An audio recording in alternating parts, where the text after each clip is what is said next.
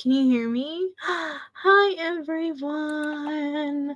It's been a while since we've done a live, but hold on. Let me get the picture up. I thought, why not do a live stream? And we can talk about Tamla Horsford. So, this case happened back in, I want to say 2018. But yeah, this is Tamla Horsford. She basically went to I don't know, it's a mixture between a slumber party / birthday party for one of her friends. And what had happened was she tragically died that night. She fell from her friend's house balcony, but it's a mystery. A lot of people are like, you know, I don't think she fell. The whole thing. So I'm like, let's deep dive and let's talk about Tamla. Oh, the whole. I have the comments on my phone because I can't really see, but yeah. So tonight we're gonna talk about Tamla Horsford. Uh oh, what did I do? Okay, I don't know what that was. I'm always pressing things. Anyways, okay, so yeah, let's get started. We have like a lot of things to go over. It's gonna be like a really short like podcast. But let's look at this interview. And if you hear noises in the back, don't mind it. It's my dog. But yeah, let's start off with this interview. It's basically Tamla's friend talking about what happened. So let's watch it. By the way, I hope you guys are having like a wonderful Sunday. It's been a while. I hope you guys are doing good, well, and fine. And yeah, let's watch this video. I'm gonna mute myself.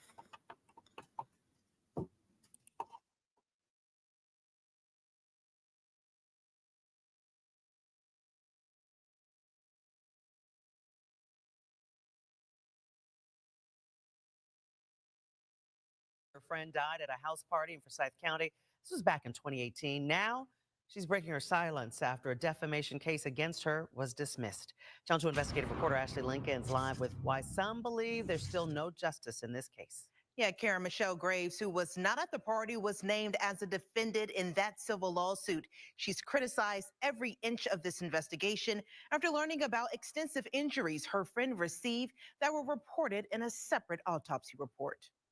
You still maintain your friend did not accidentally fall off the balcony. Absolutely not. The balcony had nothing to do with her death. Michelle Graves says she's carried grief and a thirst for justice with her for 6 years while speaking out about what happened to her friend Tamla Horsford in November 2018 at a birthday party. Happy birthday to you. It's been very difficult. Investigators say she died after accidentally falling off a deck. She's not moving one bit. She's not breathing. The Forsyth County Sheriff's Office closed the case. Investigators found no evidence of foul play. An autopsy ruled her death as an accident from multiple blunt force injuries. Very trying, very upsetting. 5 women who attended the party sued Graves for defamation after she made multiple posts on social media claiming Horsford was murdered. Court documents show the case was dismissed without prejudice by the plaintiff's attorney. I knew from the get-go they didn't have any evidence to prove any kind of defamation. And we went to court probably 20 times over the 4 years. In 2020, an attorney hired by Horsford's family says his review of the evidence shows she was in a struggle with someone before her death and says the sheriff's office failed with its investigation into this case. I don't believe that that's the only thing that happened, if that even happened. My belief, 100% based on the injuries and everything, is that she was badly beaten and left out there for dead. This case was sent to the GBI in 2021. The case was closed. The GBI did tell me today that there are no new updates regarding this case at this time. Ashley, her friend died at a house party in Forsyth. I don't know why I did that. Okay, so that was Tamla's friend, Michelle Graves. So let's get into, I don't know what that was. Let's get into this that I have. And I don't know why StreamYards does not want to cooperate with me. Anyways, let's watch this. Let me add it to the stage.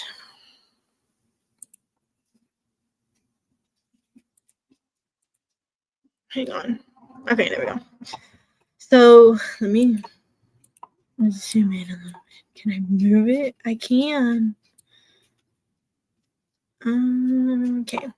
So we're gonna read this little press release that was given to the public regarding Tamla Horsford. So bear with me because some words I cannot say. But yeah, if you want any of this, this is literally in my Discord. You can join my Discord and find anything and everything you want on the cases we talk about. We have some cases coming up this week and next week. So yeah, let's do this one. So this was released February 20th back in 2019. Again, Tamla Horsford's case did happen back in 2018 in November. So we're going to start here.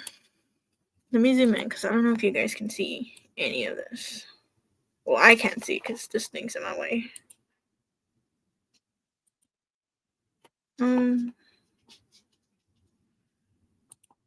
Okay, we'll just do it like that.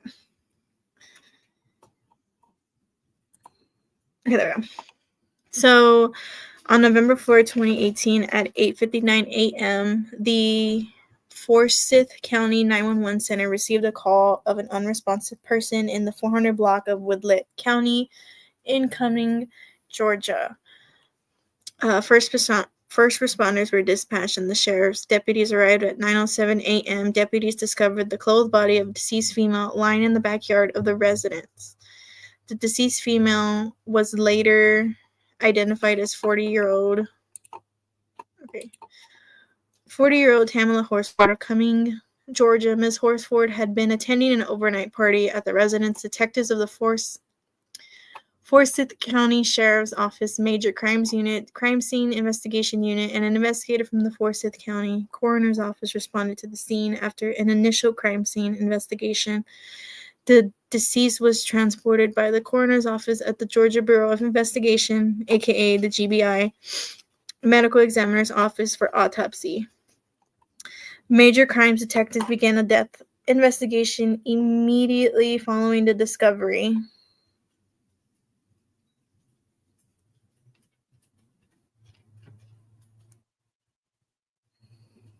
Sorry. Where was I? Okay. Detectives reviewed the 911 call, interviewed all witnesses present on multiple occasions, conducted neighborhood canvasses, and interviewed certain family and friends during the investigation. Detectives were able to corroborate certain statements and view entries and exit logs from the home security system present at the residence. I do have the screenshot of the notifications from it's not a Ring camera, but from the security camera of her friend's house, so the house she was at when she went to the slumber party/party. I do have that. I lost myself. Over here. While the injuries sustained by Mrs. Horsford appeared to be likely be received in the fall, detectives awaited results from both the toxicology and medical examiners' reports to verify their findings. On February 6, 2019, the Forsyth County office received the final medical examiner's report regarding Mrs. Horsford. State of Georgia medical examiner has ruled the death accidental and consistent with the fall. Detectives have spent the following weeks reviewing the medical findings with those found at the scene by the Major Crimes Unit and the Crime Scene Investigation Unit. No evidence or injury patterns indicated of an assault or foul play were noted by Forsyth County Sheriff's detectives in the Forsyth County Coroner's Office, or GBI, medical examiner's report. During the course of this investigation, detectives have conducted approximately 30 interviews and spent well over 300 man-hours conducting this investigation, with the finding of an accidental death resulting from a fall as recorded by the GBI medical examiner's office, along with extensive findings from the investigation of the Forsyth County Sheriff's Office. The Forsyth County Sheriff's Office has closed this death investigation. Again, the Forsyth County Sheriff's Office extends our deepest condolences to the family and friends of Mrs. Horsford during this tragic loss. So this was back in... This was in 2019. Okay, so now we're going to go back. Of course, a lot of things are redacted, but we're going to go to the night and day that this happened. So, obviously, it was between Saturday, November 3rd, 2018, to Sunday, when she was found in the morning, November 4th, 2018. Of course, the victim is Tamla Horsford. She's a 40-year-old female. And these are the people that were at the party. So you have Janae Myers, that's the homeowner. That's the friend of Tamla who hosted the party at her house, at Janae's house. Jose Barrera is the boyfriend of Janae. Also attending was Nicole Lawson, Marcy Harden, Bridget Fuller, Michael Pellerino, Jennifer Morel, Sarah Cockerham, Paula Seals, Thomas Smith, Stacy Smith, and of course Madeline Lombardi, who is Janae's aunt. Later on, when we talk, Madeline Lombardi had said that she found Tamla the morning of November 4th back in 2018. This is all public record, so you can literally find this online. And if you can't find it online, you can find it on my Discord. This is 100% public records. Over here is the list of Tamla's family. So you have her husband, who is Leander Horsford. You have Kurt St. Jor, who is her father. Terry Blanco is her sister, and Michelle Grave. We saw Michelle Grave in the previous video when she was being interviewed by the news station. That is a family friend to Tamla. So this is like a little timeline. So Saturday at 22:30 hours, Nicole Lawson and Sarah Cockerham had left Janae Myers' home. So then this is Sunday night. So at 1:47 in the morning, Bridget Fuller had left, the last person to see the victim alive. So Bridget Fuller, according to this timeline, was the last person to see Tamla alive. She was alone downstairs. The time, when it says timestamp Arlo, that's the security camera. Not the security, the security system. I'm sorry, not camera, system. At 1:49 in the morning, the back door was open. At 1:50, it was closed, the back door. At 1:57, the back door was open. And then you don't see nothing until about 4:10 in the morning. When Marcy Harden left, she had to go to work. And then you don't see nothing until 7:45 when Paula Seals had left. After 7:45, you don't see nothing till 8:30 when Tom and Stacy Smith had left. And then a couple of minutes later, at 8:45 approximate time, that Madeline Lombardi had found, hang on. Okay. When Madeline Lombardi had found Tamla Horsford outside, deceased in the backyard. And then, of course, at 8:59, 911 was called by Janae and Jose. I do have the 911 call. And then at 9:07, I want to say that's Captain Miller was the first to arrive at the scene. Sorry if I sound a little drained. I just had like a huge headache. I don't know why. I think it's this weather. Let me zoom out. Now, this is the sketch that PD did.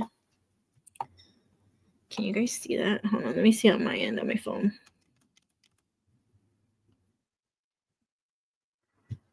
You can't. Okay, there we go. That is the sketch that PD had drew. So this is the balcony that Tamla was at when she said she was gonna go. Later on, you'll find out. I know I'm going ahead of myself, but from what the friends have said is she went outside to go smoke. So she was literally on the top deck. And then this is the bottom, aka the backyard, where she was found. So that's the sketch. Again, if you want this is on my Discord, or you can just search it up. It's public records. You will find this. And then here, they did measurements of Tamla's body. Sorry, I'm trying to think. So this has to be, I think this is from the medical examiner, if I'm not mistaken. Could be wrong. Excuse me. But let's talk about it. So on November 4th, 2018, I responded to Redacted, aka Janae's house. Janae? If I'm butchering her name, let me know.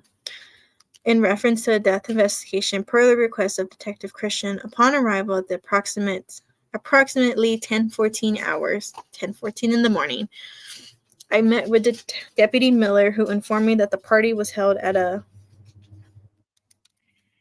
aforementioned address the night previous. The deceased Tamla, we're just going to say Tamla because we know they're talking about Tamla. Tamla was discovered in the backyard of the residence on this morning when the residents awoke and began the cleanup process.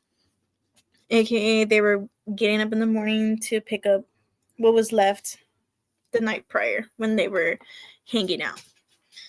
Overall, photographs of the residence exterior were taken. The residence was a multi-level building with attached garage and fence and backyard. The covered wood deck was observed off the upper level at the rear of the residence.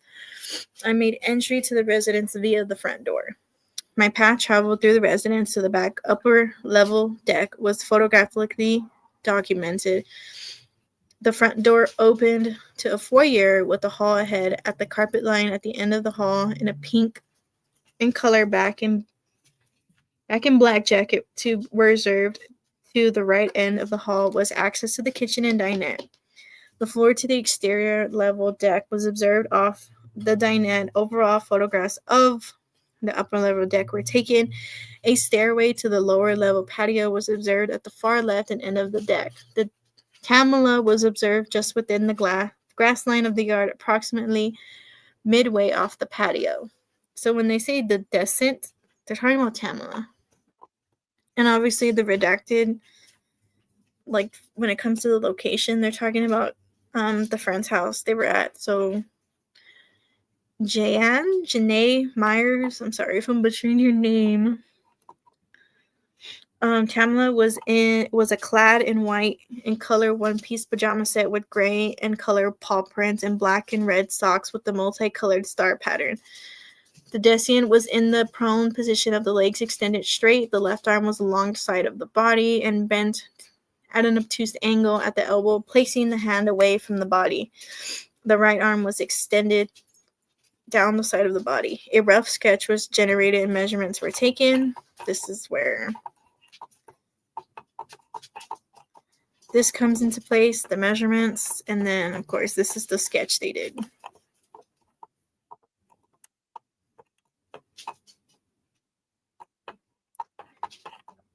Okay. Tamla was examined for post-mortem changes at approximately 11:05 in the morning. Rigor was presented, rigor mortem. Loose, I'm assuming it's rigor mortem. Loose in the small joints and appropriate for current position. Liberty was present, blanched with pressure, and was appropriate for current position. The body was cold to the touch. A red in color substance, visually similar to that of the blood. Hey, my mod, can you let people know I'm live? Because some people don't know. But I'm getting like messages, but yeah, can you let them know, porfis? I'll do it myself. Don't worry about it.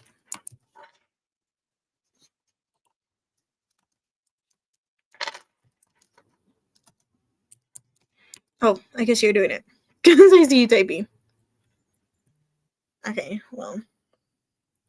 Anyways, back to this.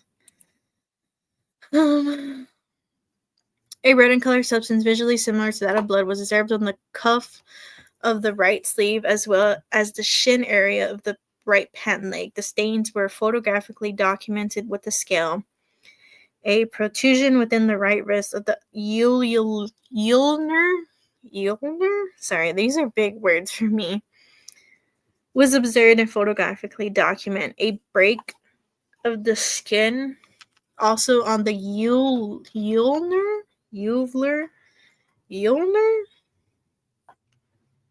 side of the right wrist was observed and photographically documented with a scale. A laceration was observed on the right shin and was photographed with the scale.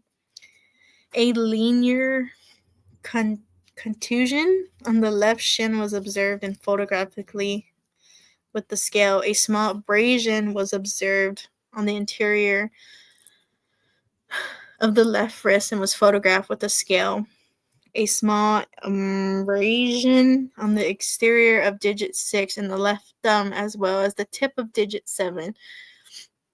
The left index finger were observed and photographed with the scale. A deflect of the right temple of the head was photographed with the scale. A transparent fluid was observed to originate from the mouth and nose. Wait, why did they take a picture of her fingers? So they said they photographed her, where is it? Right here. The left thumb as well as the tip of digit number 7, the left index finger were observed. So it was her left thumb and her left index finger. So, okay. That's weird. I wonder why.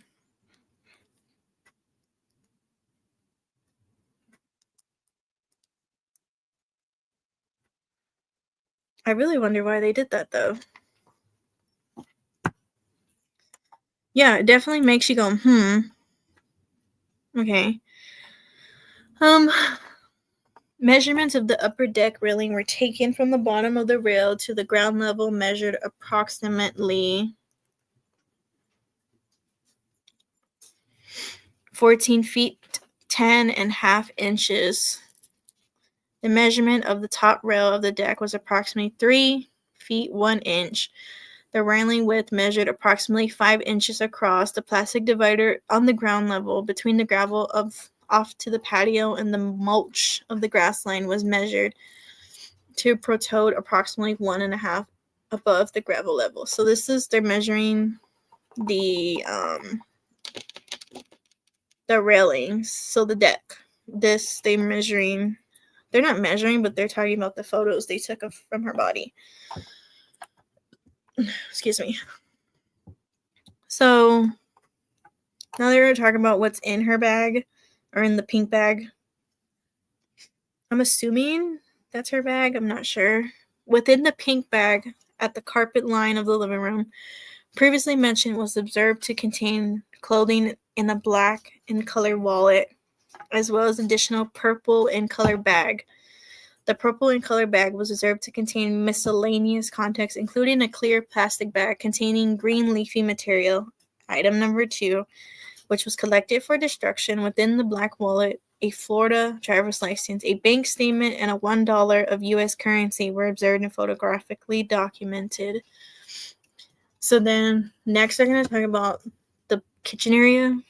So, in the bar located in the dining room area of the residence, a blue bottle labeled to contain tequila, which was stated by the residents that the bottle was bought to the residents by Tamla, and that the and that Tamla was the only individual known to have consumed the liquid within.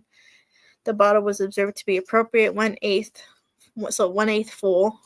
The bottle was taken in possession of the coroner to be transported with the body to the GBI. So, I mean, obviously she bought the tequila because she was hanging out with friends, you know. When you hang out with friends, you're going to bring, you know, some type of liquor, tequila, beer, drinks, whatever. The scene was departed at approximately 11:42 in the morning. No further action was taken at this time. No, the internal camera time had not been adjusted for daylight savings. The time of the photographically... Okay, I don't think we need to read that part.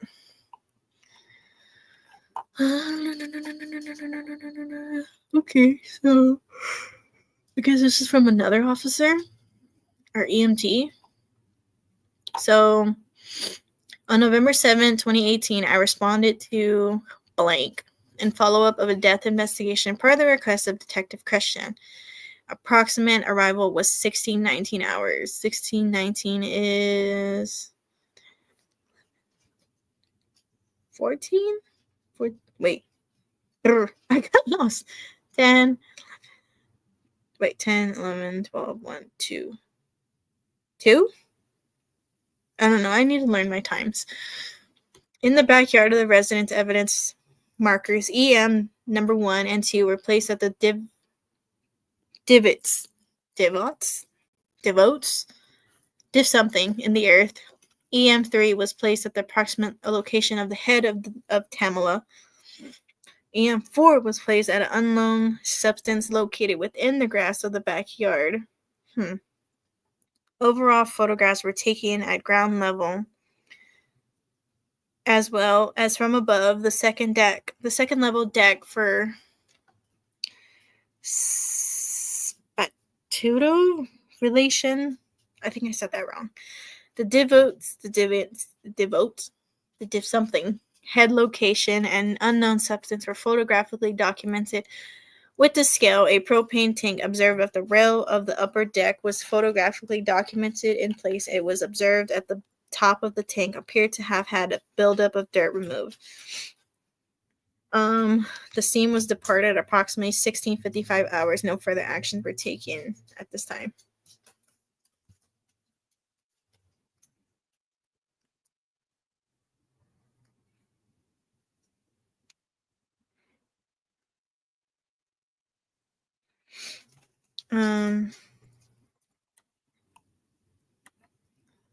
So, okay, this has to be from the medical exam. Shut up, Tiff. Look, I can't say some of those words, okay? Leave me alone. Don't just stop making fun of me. Seriously.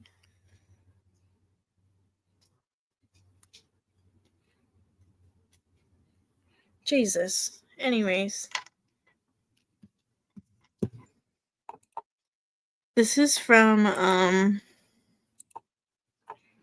the medical examiner. This is kind of blurry. Okay, the thing is I can't really... I can. Okay. Oh my god, it's got big words. I'm kind of scared I'm going to mess up these words. Okay, so here they're just talking about... I'm not going to read this, but they're talking about Tamla's body. So they're talking about her eye color. They're talking about her ears, her nose, stuff like that. Measurements of the nose, her tongue. All these different things. I want to read... See, some of these I'm not even going to be able to read because it's got like big words. But like I said, if you want this is on my Discord, okay? So you can go to my Discord and look for Tamla Horsford underneath the true crime cases, and it's going to have her little thread, and you'll find this there. So, obviously, right here, we'll do this part right here. This little part right here. Can I highlight? Oh, I can't. Well, this was better. I could have just clicked. Oh, I can. Okay. So we're going to do red. I like red. We're going to read this section right here. Okay. So her neck had no masses. Her trachea is in the midline. Her shoulders are symmetrical and don't have no trauma. Her chest is symmetrical, has no scars or injuries. The flat abdomen is soft and has no injuries. The back is symmetrical and has no injuries. The external genitalia are those of normal developed adult women. There's no evidence of injury involving that. Her behind, I don't know why it said that. The upper extremities are symmetrical and have no distinct type of scars or anything like that. Her fingernails are short and clean. The lower extremities are symmetrical, toenail. Okay, this is talking about her whole body. So we're gonna go right here. Evidence of acute injury. She had blunt force injuries to the head and neck. But I just said the neck has no masses. Okay, masses is probably different from injuries. Okay.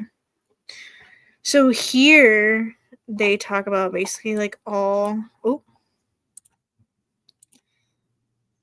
this right here. I think they talk about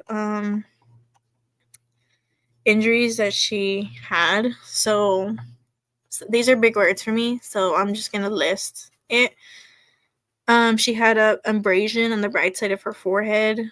There was an abrasion on her left upper eyelid. She had an abrasion on the bridge of her nose. There was an abrasion on the right temple. An abrasion to the shin. There's a focal subgleneal hemorrhage to the right temporal scalp. There's a focal hemorrhage to the right temporals muscle. There's this. Let me zoom in. I don't think you guys can see any of that. Can you? You can a little bit. It's better if I zoom in. Okay, we were right. The scalp. Okay, right temporalis muscle. There's a hemorrhage of the focal hemorrhage. Oh, wait, I read that part. Hemorrhage of the right cerebral hemisphere. There is a subdural hemorrhage to the right cerebral hemisphere overlaying the cerebral convectivity and anterior temporal lobe.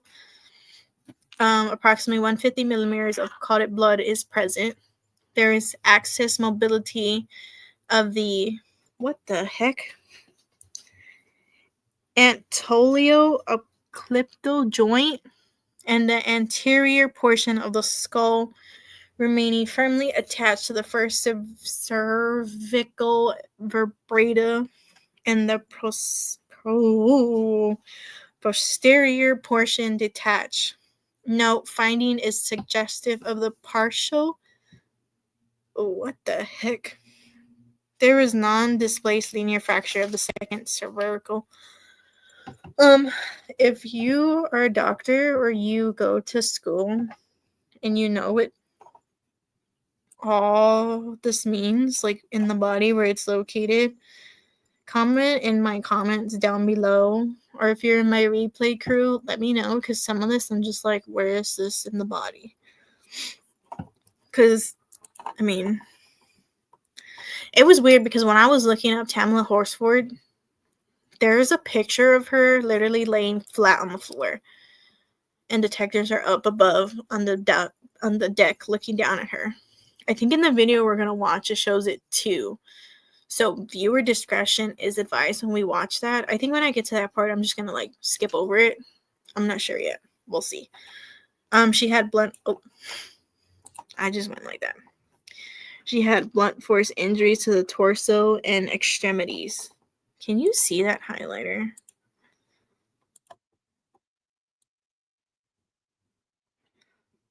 There we go. Don't mind that. Anyways.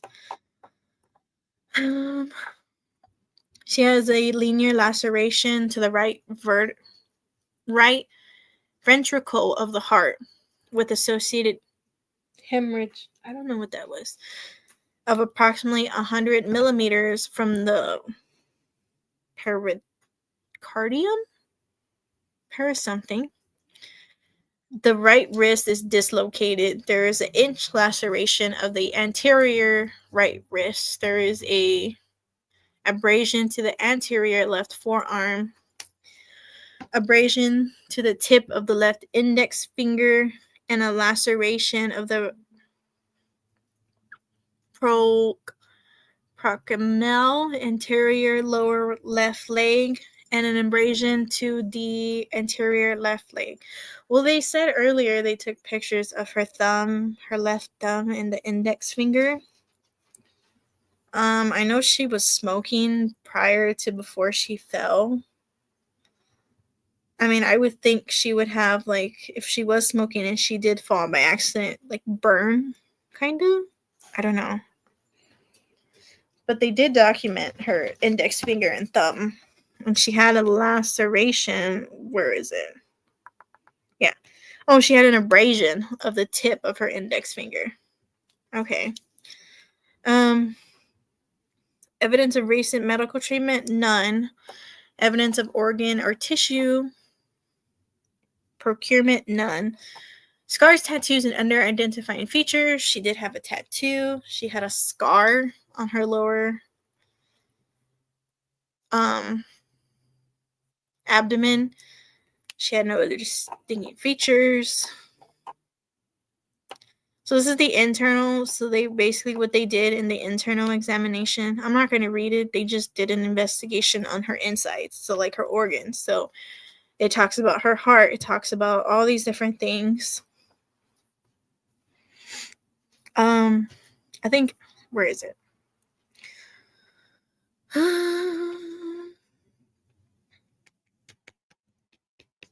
Right here. So the major, so this part I just highlighted. I don't know if we have that, but she had like a cut surface somewhere right there. Like I said, you can find, okay, you can find this on my Discord if you want to read that little part. This is the same thing. It talks about her respiratory, so her lungs. The next one, it talks about her hemolymphomic symptoms, her liver, things like that. Does it say?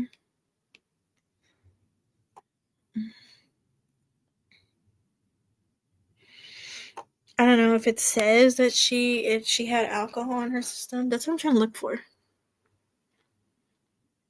Her gastrointestinal, I don't know what that. I can't really say a word.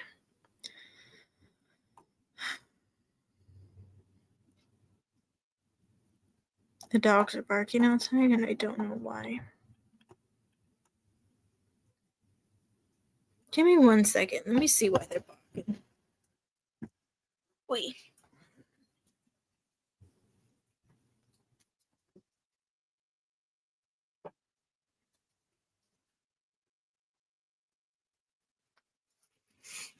Okay. Wait. I think it's just the neighbors.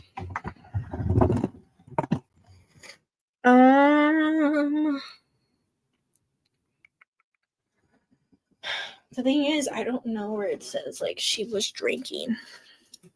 Like if they found alcohol. I mean, it's gonna say it right here, no? Okay, they're talking about her bladder. Her endocrine system.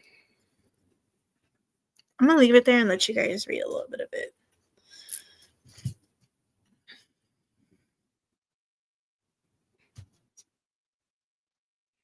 Like I said, if you want all this, it is in my Discord. Can you please do !Discord? You guys can click on the link and join. I do have a Discord. You guys can join it and you can see all the things we talk about on Discord. This is on Discord too, so if you guys are wondering, you can find my this on Discord.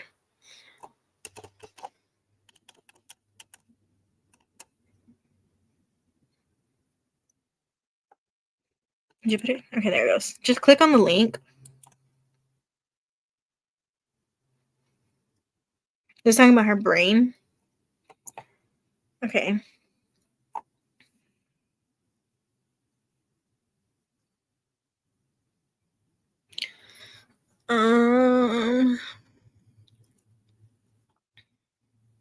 Okay, so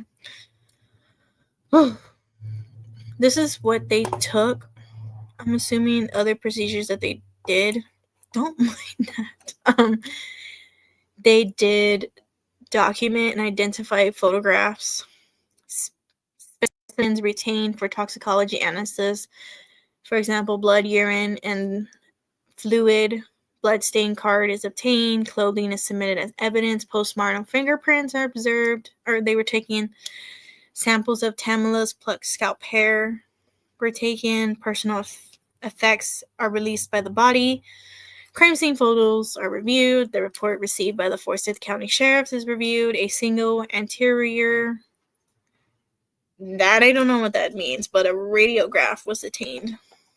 Diagnosis: she had blunt force injuries to the head and neck, abrasion to the face, her semoglobal hemorrhage, soft tissue hemorrhage of the right, tip muscle. I can't really see all that word.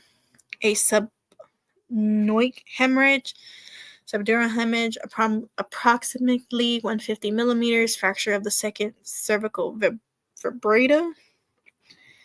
She had blunt force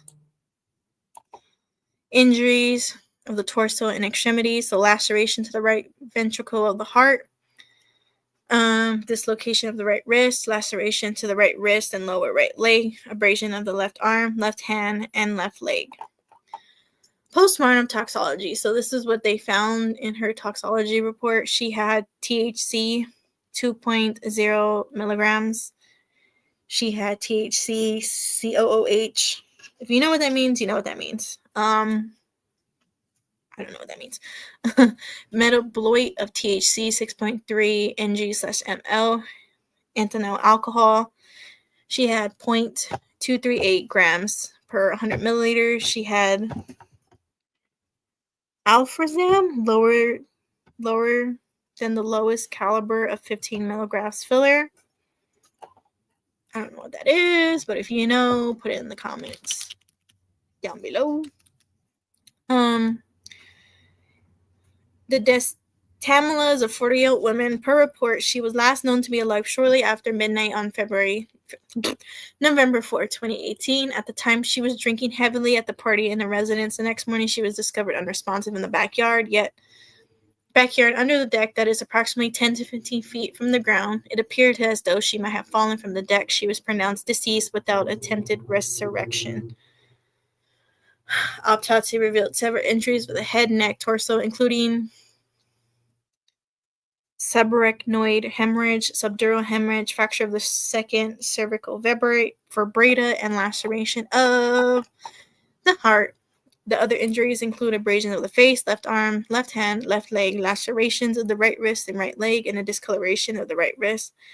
Postmortem toxology was positive for THC and a blood alcohol concentration, aka BHC, of 0.238 grams DL. The observed injuries are consistent with those received in a fall. In light of the autopsy findings and investigation information, the cause of death is multiple blunt force injuries, and the manner of death is accident. So they ruled it as an accident, from what the medical examiner and the PD are saying. And is that off? Oh, there's more. I'm like, is that it? So here it's her, I want to say it's her samples from her blood, urine, and fluid. She tested negative. I'm going to leave it here so you guys can read, but she tested negative for all that.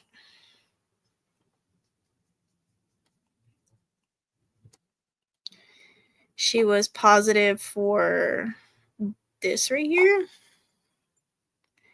I don't know what that means, but if you know what that means, let me know. She was negative for this.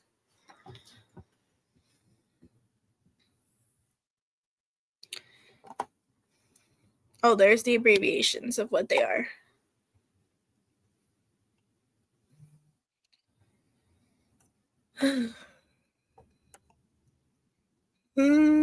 Sorry.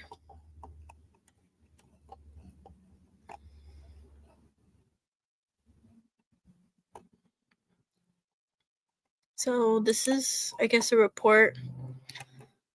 I guess this is where they talk to the medical examiner, if I'm not mistaken. Yes, it is. So basically it just says, he talks to medical examiner because they are closing the case today. Oh. As in when this occurred. I asked Dr. Meyer Cope. We'll just say Cope.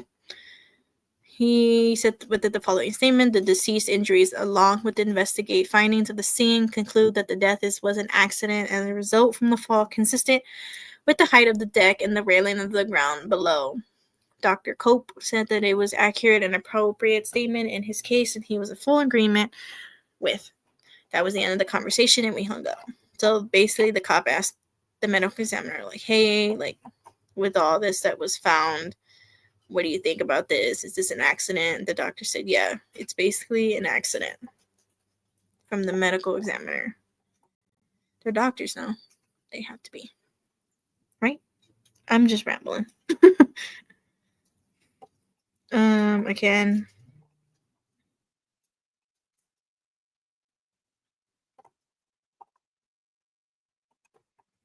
They said it here. Manner of death was determined to be accidental death by fall, and cause of death was determined to be a multiple blunt force injuries.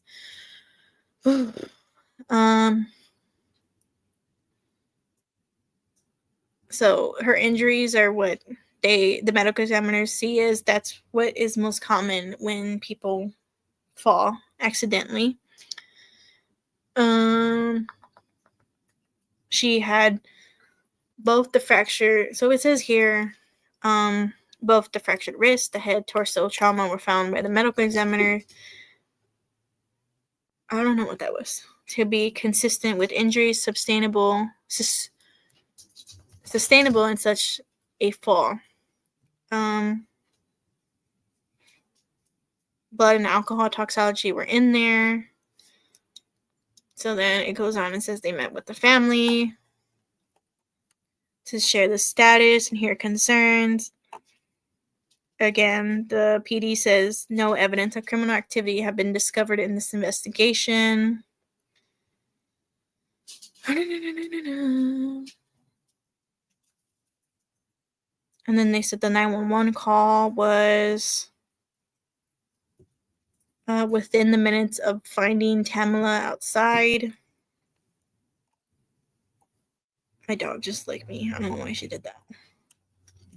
So basically, they're just saying that everything that they found in this was literally an accident.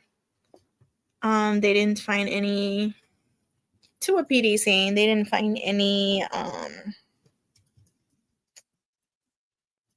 foul. I guess, in my opinion, I guess what they're trying to say is they didn't find any foul play. Again, this is my opinion. This is all alleged. This is her death certificate. They put that in there, and in the death certificate, it says it herself. It says, not herself, but it says it. She had multiple blunt force injuries. Her time of death was 10:47 a.m. That's what the medical examiners put. An hour pronounced dead was 10:47. But I mean, what didn't they find her at like 9 in the morning? 8, almost 8, close to 9 in the morning, though? It says it right here. They ruled it as an accident. How? Deceased fell from a residential deck. This is from the coroner, okay, from the medical examiner and PD. They're saying that. Not me, PD and them.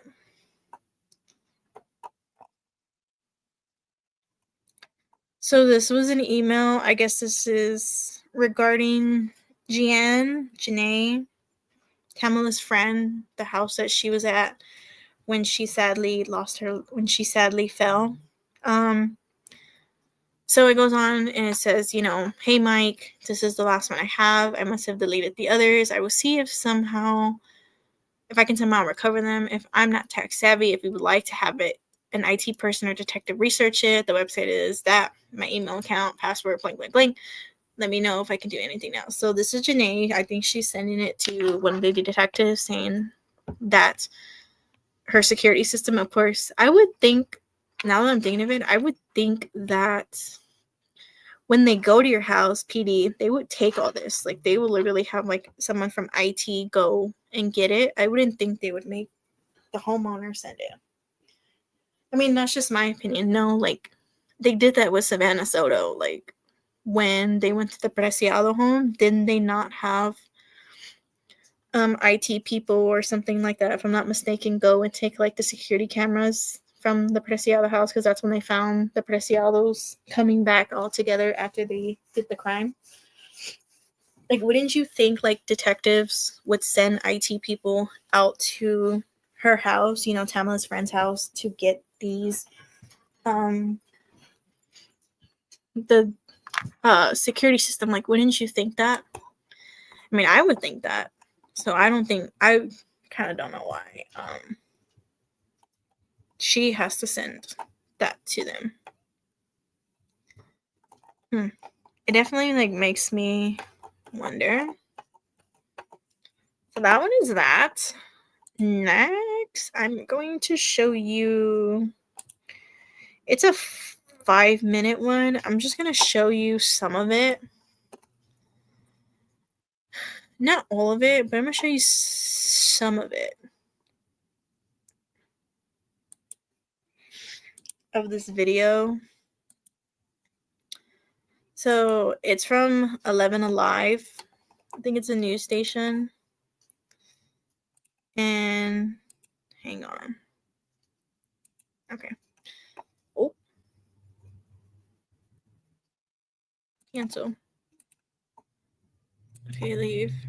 Okay, I don't know what I did. But it's basically like her family shares independent autopsy for the first time. It is graphic content, so viewer discretion is advised. Somebody is messaging me and I don't know what was said. But yeah, I'm only going to show some of it. It's a 5-minute video. If you want this video to see the whole thing, you can go to my Discord. It's there. I'm literally like almost an hour in. I have not done my disclaimer. Everything I say is all alleged in my opinion. I get my facts only from news articles and trusted sources. I am not responsible for others' actions, opinions, or anything. Like I said, everything that I say is in my opinion or alleged. So we're gonna watch a little bit of this. Not all of it, but just a little bit. A death investigation is like a puzzle.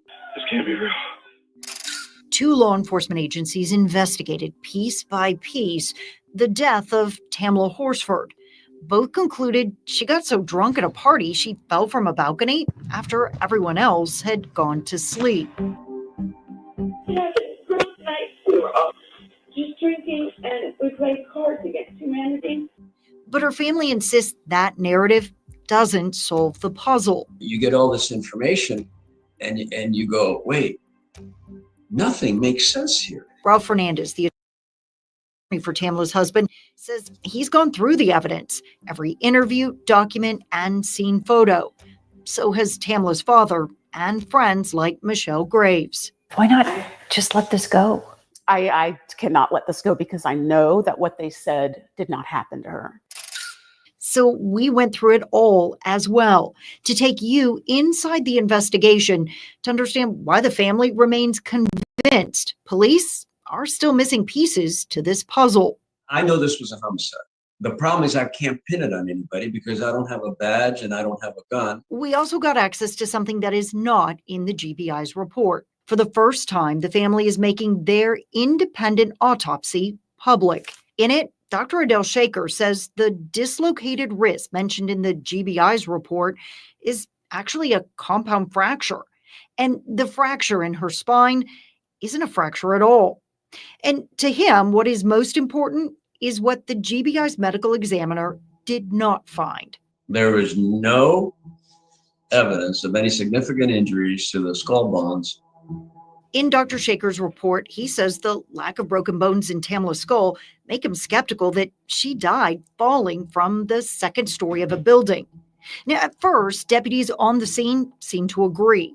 They showed us the mulch and the rocks in the mulch and showed where, oh, she tripped and fell over this little garden border. From the homeowner to the detectives, there are statements pushing back against the idea Tamla fell from the porch.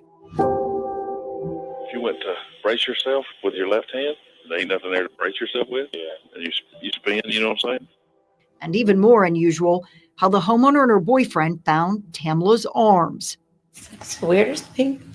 She was face down, but like her arms were down, like she just face planted is the best way I can describe it. So her arms were like by her side? Yeah, they were by her side, palms up. It's a question we heard several times in the investigation because when you look at the scene photos, Tamla's left arm is actually off to the side, bent, her fingers curled under. Did you ever touch her arm? No. Okay. Did you see anybody touch her? No. Other than you? No. To this day, police can't explain the discrepancies, at least not in a way that makes sense to the family. They say despite the yellow crime scene tape, Tamla's death was never treated like a crime. Maybe she fell off the balcony, but she's stiff. Okay, is she breathing? I don't know if she's face down. Forsyth County deputies called everyone that attended the sleepover back to the house for questioning. But it wasn't until the GBI got involved 2 years later that police searched for evidence on their phones. By that time, 2 people had new ones, and text messages and pictures from other phones were gone. But like an ambulance didn't come. We just saw her come out in a body bag. No one tried to roll Tamla over to render CPR, not even police, who called off EMS. There was no effort whatsoever done to try to save this woman's life. The only one we know who touched Tamla's body was the homeowner's boyfriend. He declared her dead after touching her leg. I have one deputy that's about to pull into your subdivision. Then the destination is on your right. Tamla's family believes race also played a role. The only Black woman at the party in a county with few Black people. The lead investigator on the case, Michael Christian, is accused of calling Tamla the porch lady and making derogatory racial remarks during the investigation. I mean, that's horrific. In the racist, bigoted, sarcastic, funny way of this sick son of a. On top of that, some of the responding officers knew the people at the party. The man on that 911 call was a former probation officer who, at the time, worked in the county's court system. And another woman worked with an officer's wife. I'm sure you're good because her boss is my wife. Oh, well, then you're more than good. In the recordings, we heard police tell the family that when the investigation is complete, they can access all of the records and the pieces will finally fit. But they don't. Legally, this case is just beginning as far as I'm concerned. I haven't been able to grieve her because I've been trying to fight for her justice for 3 years. I have to know the truth.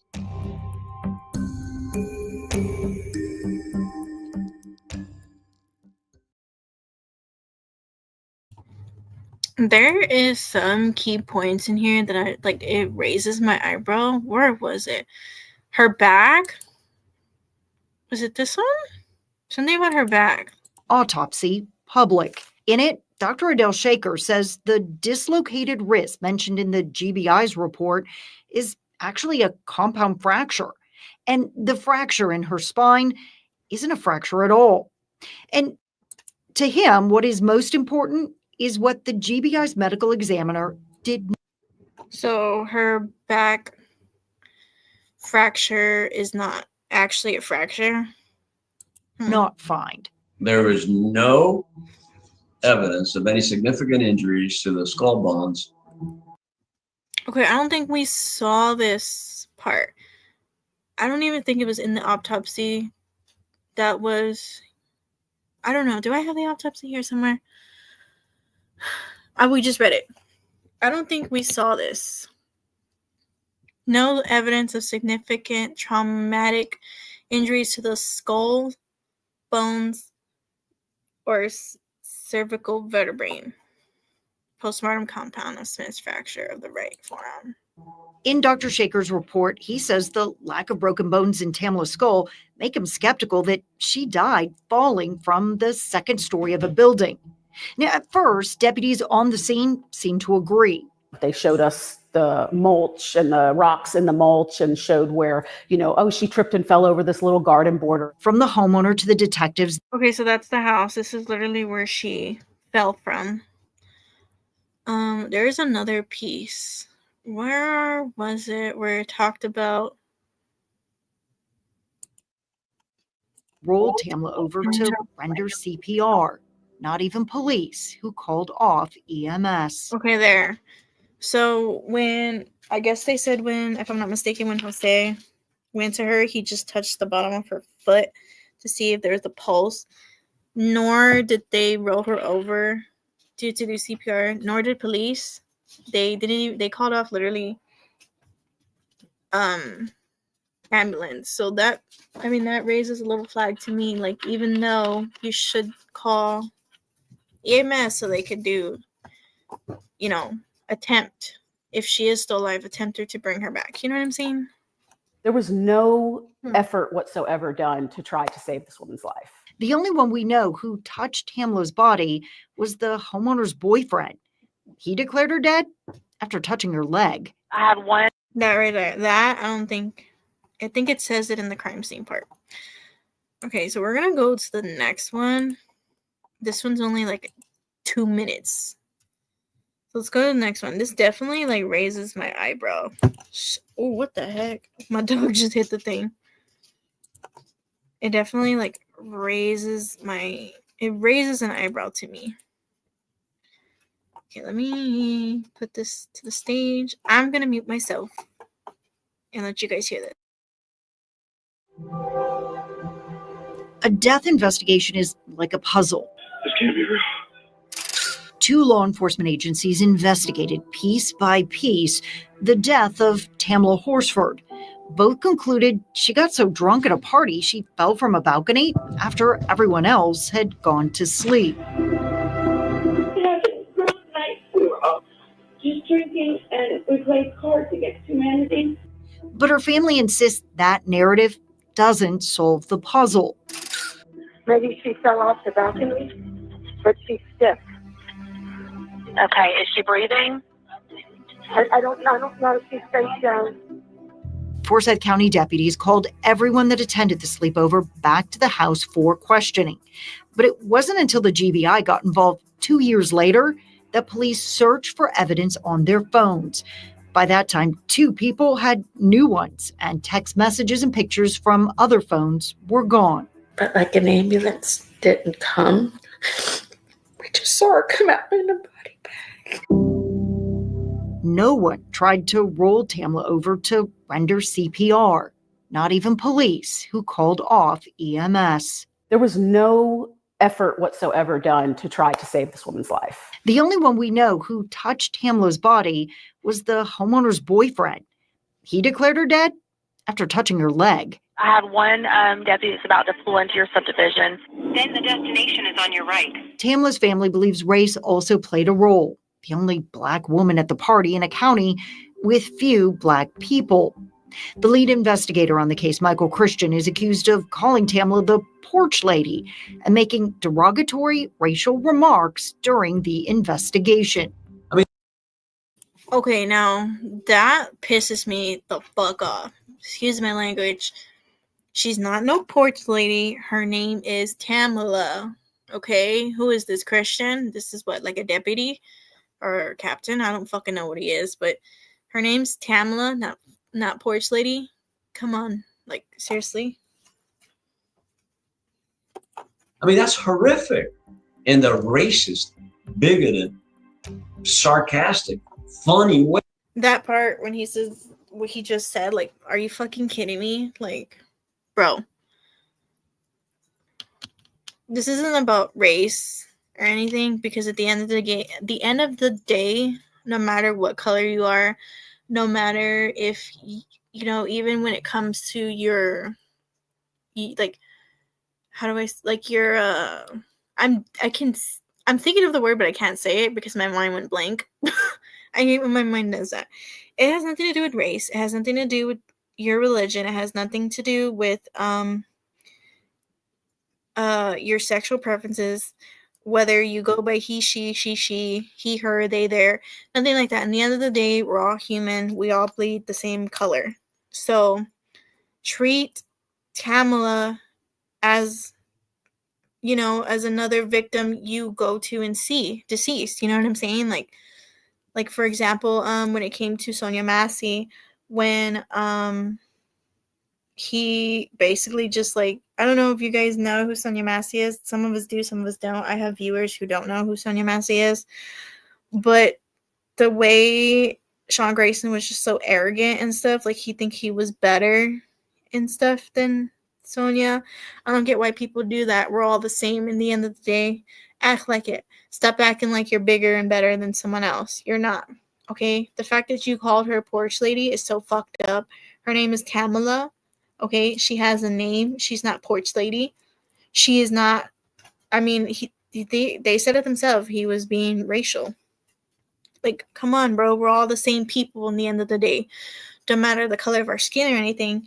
We all bleed the same color. I'm just saying. But let's go on. Way of this sick son of. On top of that, some of the responding officers knew the people at the party. The man on that.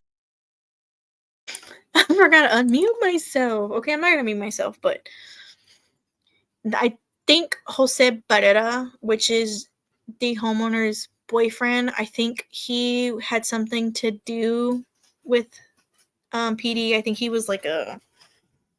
Excuse me. My dog is biting my stuff. Hold on. I think he was like an officer, like a probation officer when I looked him up. And I think it's rumor. Ow. Ow. It's alleged that some of the people attending the party, some of the females, some of their husbands either worked or were in PD. It's all alleged speculation. I have to look into that to see. But I saw it almost everywhere I was trying to get my information from. Oh, sorry, I got out of breath. But I have to look for that and see if it's 100% confirmed. That 911 call was a former probation officer who, at the time, worked in the county's court system. And another woman worked with an officer's wife. I'm sure you're good because her boss is my wife. Oh, well, then you're more than good. In the recordings, we heard police tell the family that when the investigation is complete, they can access all of the records and the pieces will finally fit. But they don't. Legally, this case is just beginning as far as I'm concerned. I haven't been able to grieve her because I've been trying to fight for her justice for 3 years. I have to know the truth.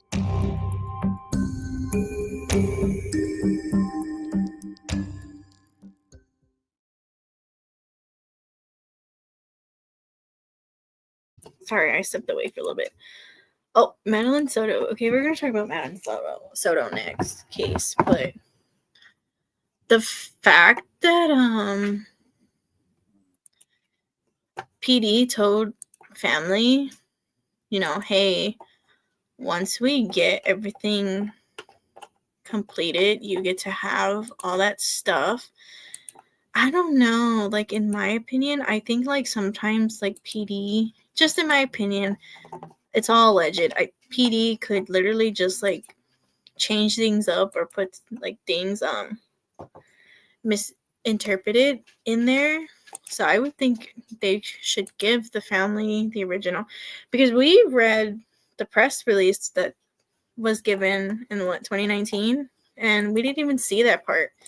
Well, I didn't see it. If you guys saw it, let me know. Put the timestamp. But from what I can't wait for it. From what in my knowledge, I didn't see that part when it was mentioned in the video. But we're gonna read this article. I do have the crime scene investigation, but the thing is, it's not the full thing. They didn't send me the full thing. So I only have literally like 4 pages. And there's like 12. Hang on, real quick.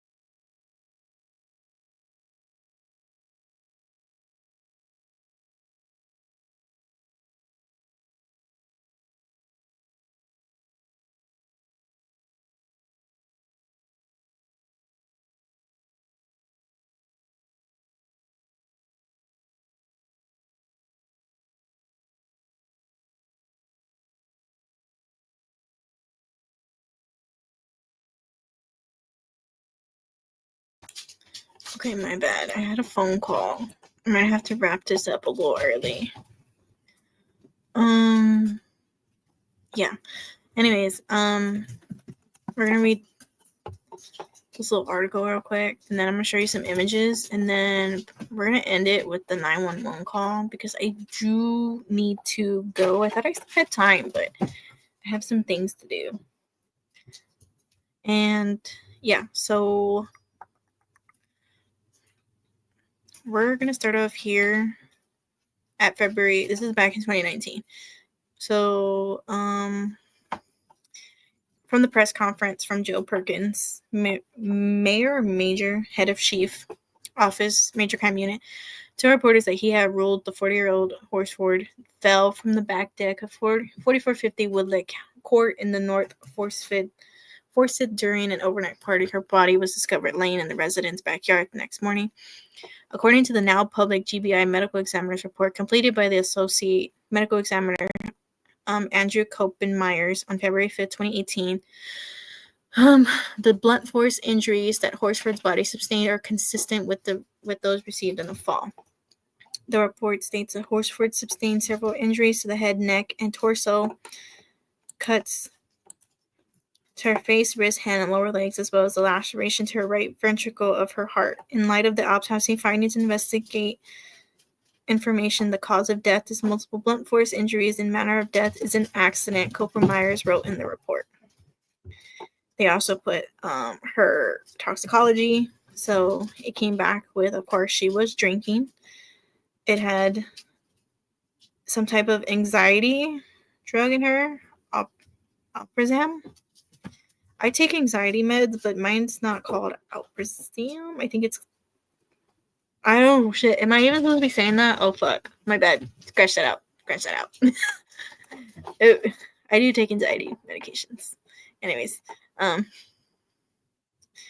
so they did have 12 witnesses, which were the people that were there that night when they were at the party and when Horsford had sadly sadly fell. They all recounted she arrived at approximately 9 p.m. on November 3rd, 2018, partied with the group until about 1 a.m., and now November 4th, 2018, when the party girls went to bed, was last seen at 1:47 a.m. when one of the group left. Sheriff's Office reports that also states that the resident security system logged that the back door was open and closed at 1:49 and 1:50 a.m., then reopened at 1:57 a.m. and was never closed, and was found ajar the next morning when Horsford's body was discovered. Madeline Lombardi is the one who did find Tamla. She discovered Tamla laying in the backyard of the residence at about 9 a.m. and initially thought the woman was sleeping before she was startled by the body's position and went to wake other residents.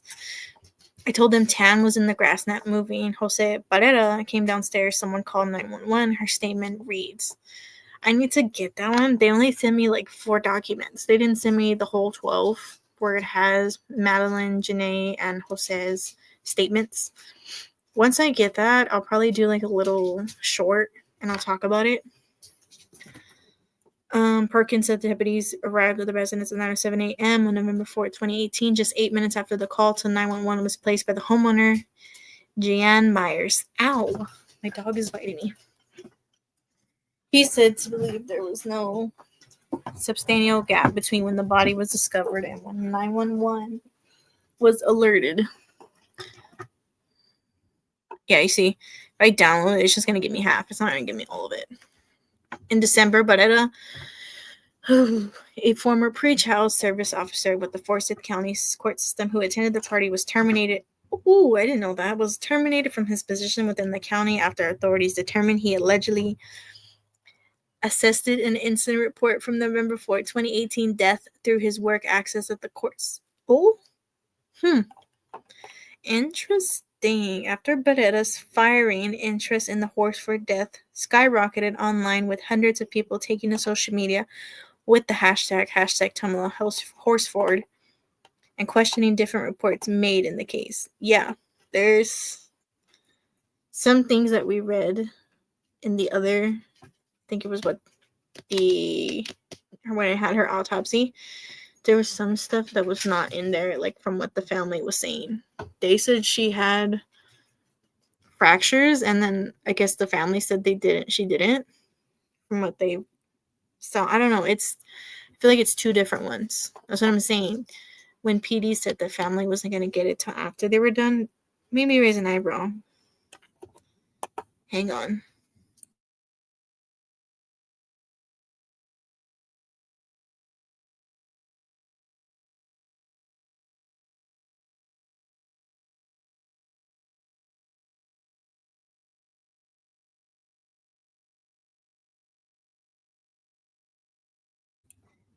Sorry about that. Yeah, it definitely made me raise an eyebrow.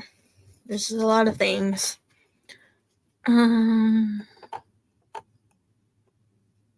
Basically, it's just saying, excuse me. I think we all want to know what really happened, because it goes on and says family wants to know the truth. I think we all would like to know, even now in 2025, what really happened to Tamla Horsford. Now, I know PD and medical examiners are going to say it was an accident, but how come from the video we saw to the actual thing we read, how come some of it doesn't match up. You know what I'm saying? Alleged, my opinion. But yeah, let's look at these pictures that I have, and then I'm gonna do the 911 call. I'm gonna show you what we're gonna go over next. So this is a screenshot of the garage, the Arlo system, the security system from the home. You can literally see where the front door was closed at 1:47, back door was open. This is where they think that this is where Tamla went outside. So it was open at 1:49 in the morning, was closed at 1:50, reopened at 1:57 a.m., never closed anything, nothing happened. The next one was at 4:10 in the morning when I think it was one of the friends had left because she had to work, if I'm not mistaken. And then this is where her body was found. And they have the little markers. This is the fall she took. This is Tamla Horsford with your browser has lost connection to your screen share audio. Try. I don't know what that was. Oh. Okay, I don't know what happened, but this is Tamla with all the other women who were at the party. This is Tamla with one of the other attendees of the party. And this is some other pictures from the crime scene itself that they took from there. So if you're in my replay crew, I know they took pictures of certain things that they found. We still don't know because I don't think it's listed in the documents. I'm gonna have to dig deep in it. I did put requests in a lot of it, so let's see if they even give it to me. But I want to thank everybody who came in, my replay crew. Make sure you like, comment, and subscribe if you like true crime. I'm not a professional. I'm just starting out. So yeah. I do have another case we're gonna talk about. While the 911 call is playing, I'm gonna bring it up and we're gonna end it with that. But who are these people that are messaging me? Anyways, these people messaging me and I don't know what they want. I don't know what this was.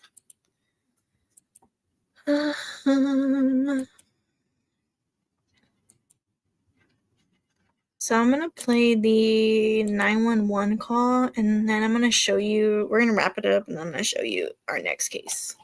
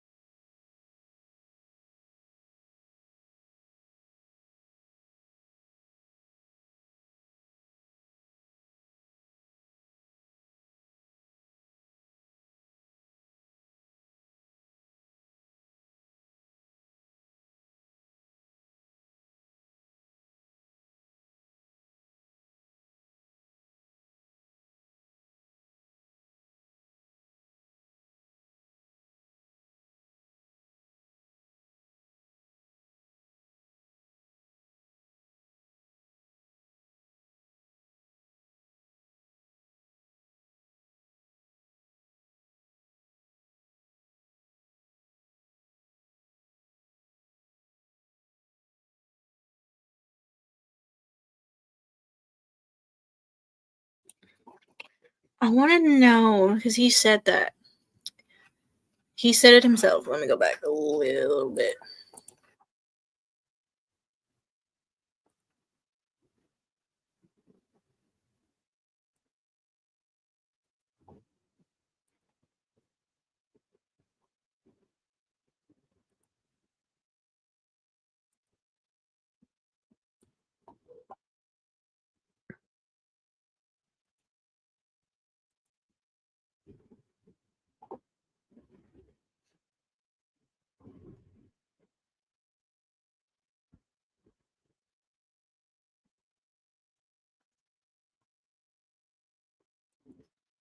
He said it himself. My girlfriend has cameras back here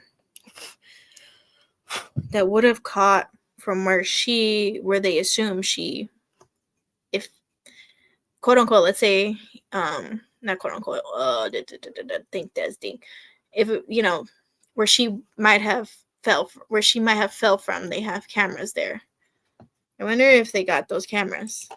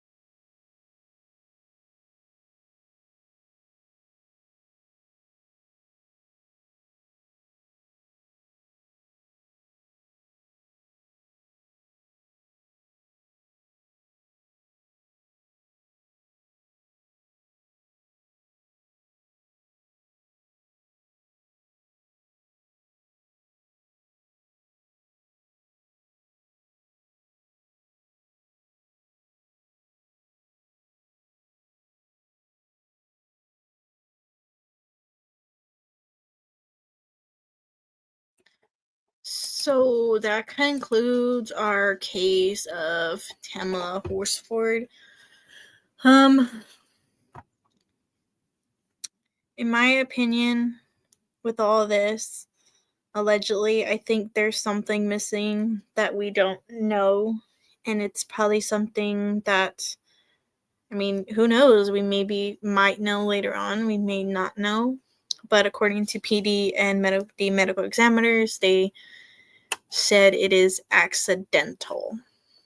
But I will continue to say Tamla Horsford's name, just like the rest of everybody's name. Madeline Soto, Savannah Soto, Sandra Bland, Sonia Massey, all these other different cases that has happened. Lincoln Riley, for example. May Tamla Horsford rest in peace. And I'm going to get those documents. I really want those documents so I can tell you guys the full report. Like we saw in that video by 11 Alive, that there's some inconsistencies between the one we read and the one family has seen. So we're going to have to come back to Tamla Horsford for sure, 100%.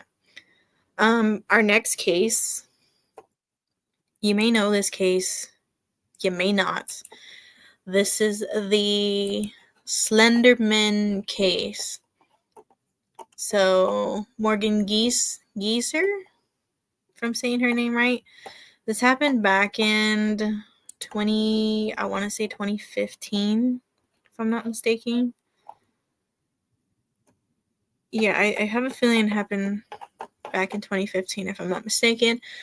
We're going to talk about that. I know she just went to trial. I think it's one of them just went. There was two, I think, if I'm not mistaken. Like I said, we're going to talk about it. One of them just went to trial, and I think it's going to get released, if I'm not mistaken. So we're going to talk about this whole case. It's going to be a part series, so we're going to do part 1, and then we're going to do part 2, and we're going to make our way to where it is now. But yeah, I'm going to end it off with this. And I want to thank everybody who was here. I want to thank my replay crew. Make sure you like, share, subscribe if you love true crime. Even if you don't love true crime, let me know. We can talk about anything else but true crime. I am a channel that talks about many and multiple things. If you just want to hang out, we can hang out. Join my Discord if you have any cases you want me to talk about. I have a case that I have been seeing all over Facebook. It is the Haley Shanae. If I'm saying her name right or wrong. If I'm not, I'm sorry. This happened back in December of 2024. Haley was, I believe she was shot right outside her boyfriend's house, if I'm not mistaken. It happened here in Texas.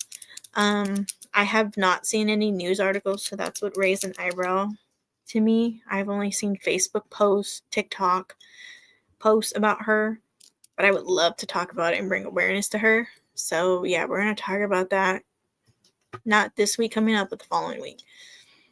This week, we're going to talk about the Slenderman case, Madeline Soto, I think, and another one. I am going to do a little series either tomorrow or sometime this week of Jennifer Sheffield. Yeah, so keep an eye on that. I'm going to shut up already. I'm going to end off with this. But yeah, thank you, everybody, and I will see y'all. What is it? I will see y'all soon. So yeah, bye.